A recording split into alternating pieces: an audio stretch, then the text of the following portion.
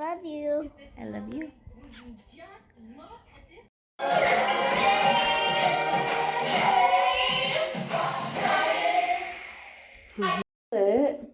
you make me a pancake. Okay, I'll make you pancakes. Let me out. Okay. My name is Laurel, and I'm writing this because I need people to know what's been done to me. More importantly, to my precious daughter, Violet. I need you to hear my story, not just for me, but for Violet, who was ripped away from me because of a lie.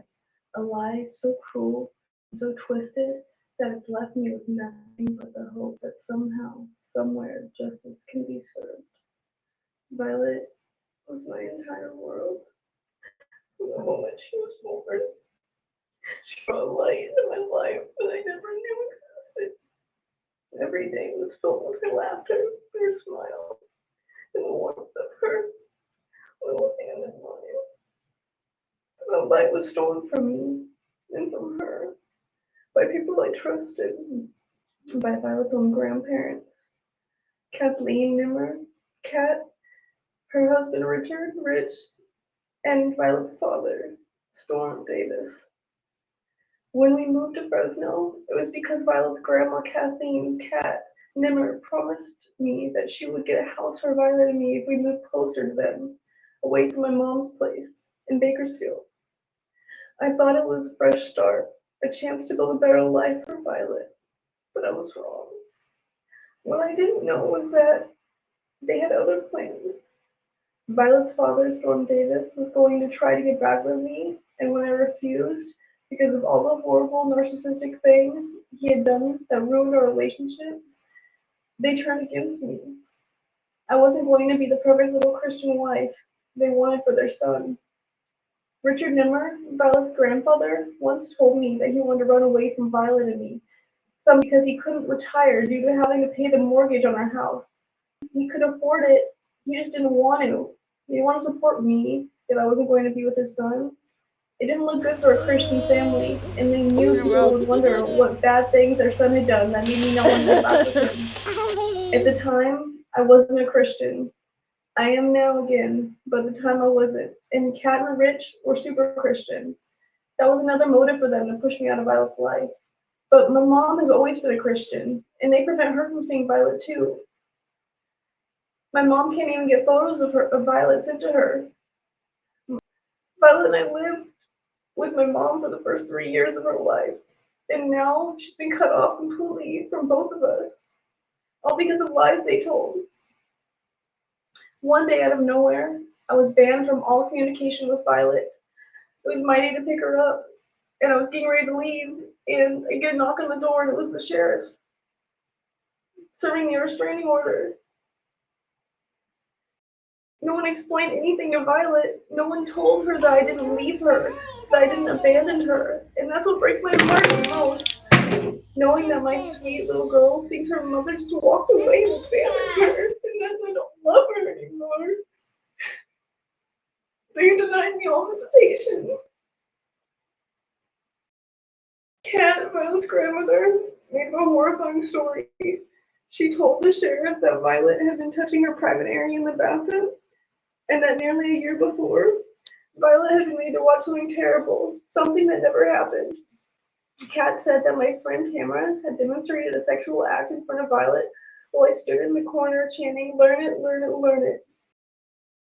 In this conversation between Tamara and me, you can see that we never would do anything with her in the room. That's why in this message I say, I just woke up for a sec, la la la. I have to give Violet back around 11 p.m. or so we can hang out all together, and then I'll take her to Storm, and we will have our alone time. But that's all a lie. There was no evidence, no recordings, no audio, nothing. Not only that, but Tamara's 13-year-old son lived with her and stayed in that room with her. He could testify that nothing happened. That whole house was full of people. It was a tiny little house with a bunch of people living in it. And they said that all this crazy stuff happened there. It's absolutely ridiculous. I never even left Violet alone with anybody ever, not for a second. She was that important to me. I wouldn't even give her vitamins without calling her dad if he had had her earlier in the day to make sure that he hadn't already given her some. I was kind of like a helicopter parent. I would cut her grapes for her even when she had teeth.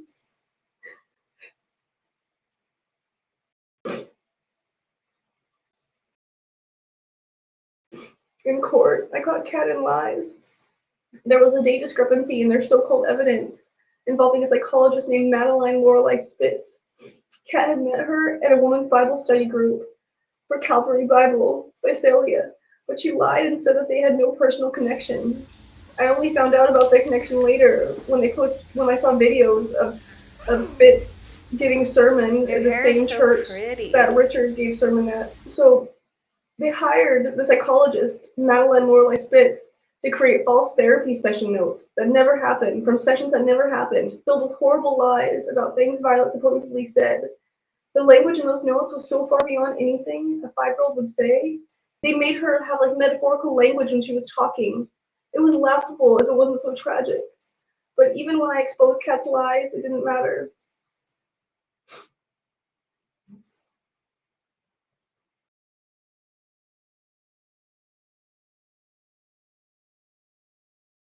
The first judge on my case, Ryan Wells, declared a mistrial after I exposed Kat's lies. He was moved to a different department, they told me, so he declared a mistrial. That's why they said he did.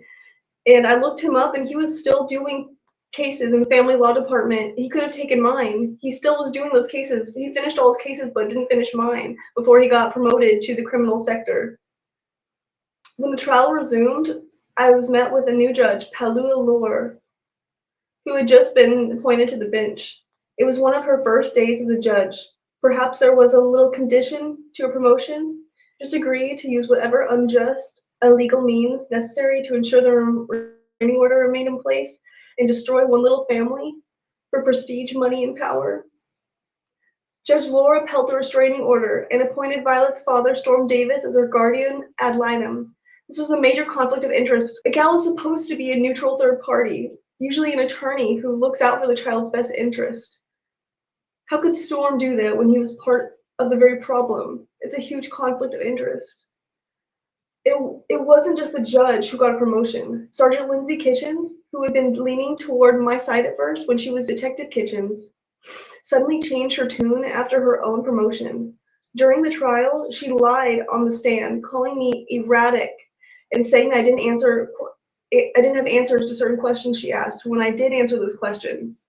And I could prove that if they look back at the recordings of the tapes from those interrogation rooms. And as far as her comment about me acting erratic, who's going to be calm when they're all of a sudden they're prohibited from seeing their child, their only child?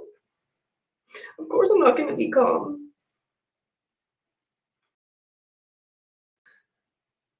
And then there's the most disturbing part of all.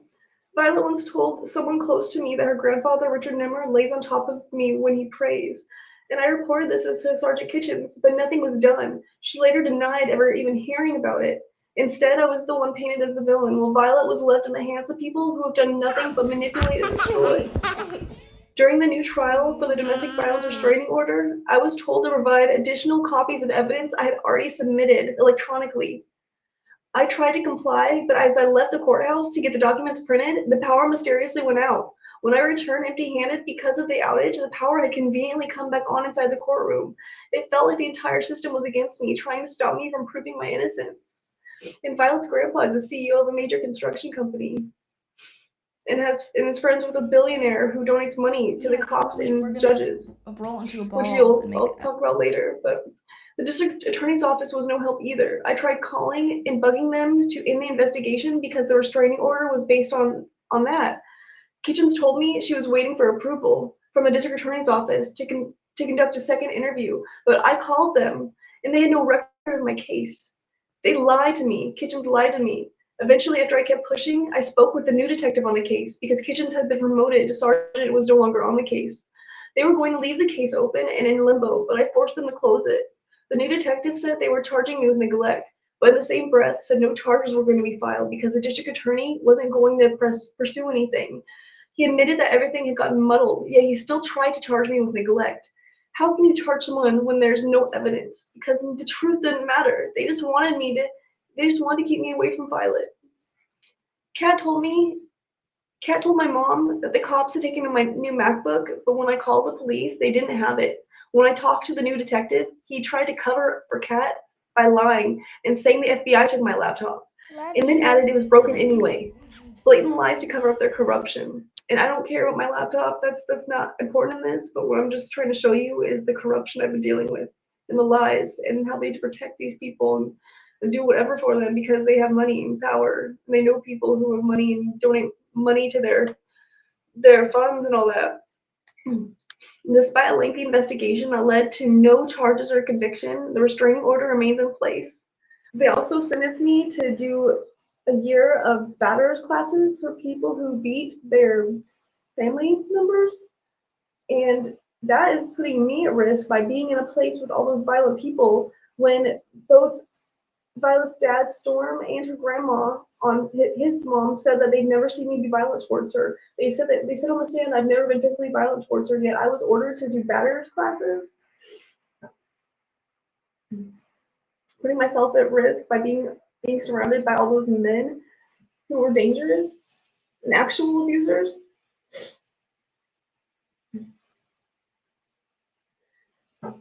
Kat and Rich eventually got me out of the house that I was living in. The sheriff locked me out. They never told me that I needed to be in front of the judge. They said that they sent me the mail, but I never got any mail for it. And I was sheriff locked out of my house.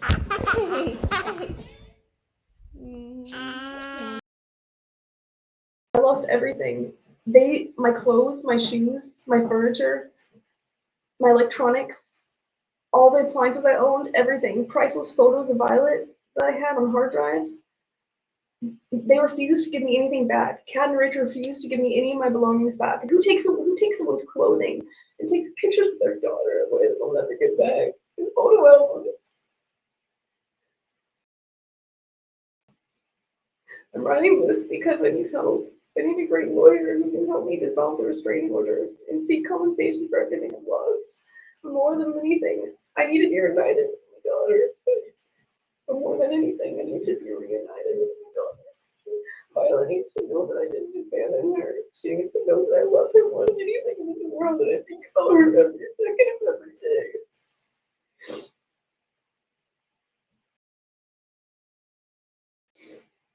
You can find videos of Madeline, Lorelei, Fitz, the therapist who falsified notes, and Richard Nimmer, her grandpa, giving sermons on Calvary by Celia's YouTube channel. But don't be fooled by their words. Behind their masks of piety lies a darkness that is torn. I'm fighting not just for myself and Violet, but for every parent who has been wronged by a corrupt system. That's why I'm pushing for Violet Fayes law, a law that would prevent this kind of injustice from happening to anyone else.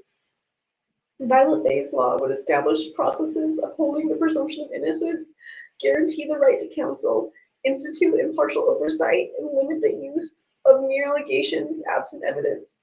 It would also allow individuals meaningful opportunities to defend themselves and ensure that no loving parent endures the hardships I face simply because justice failed when it mattered most. I was unable to afford a lawyer, and if I was, it would make so much difference. They were able to do so many unjust things to me because I couldn't have counsel.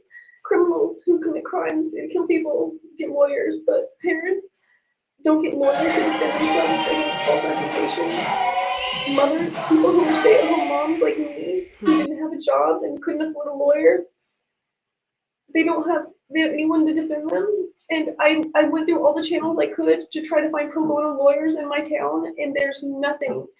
I've contacted every organization, and nobody offers lawyers, pro bono lawyers for family law. They have like one lawyer, and he doesn't even do family law stuff. He only does restraining orders.